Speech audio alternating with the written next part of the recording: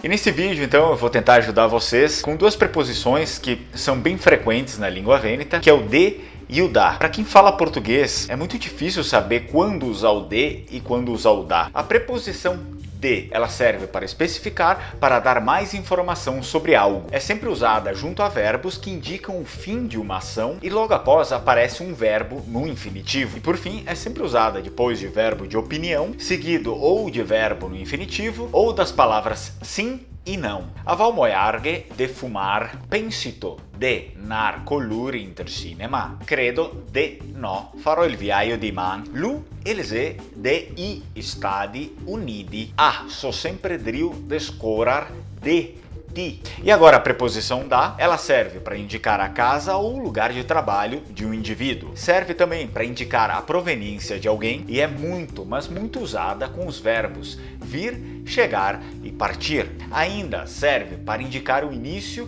do período de tempo, usa-se para especificar a utilidade de um instrumento ou coisa e, por fim, é usada com alguns verbos no infinitivo. Os mais comuns são comer e beber. La mia sorella la venirà dagli Stati Uniti del prossimo mese. Lei da 40 minuti che els scomicià il film. Avoria crompar che a macchina da piantar. Siana esorzio isedriu partir da Varona ancoi. Mi, vui, qualcosa da mangiar? Vuto qualcosa da bevar?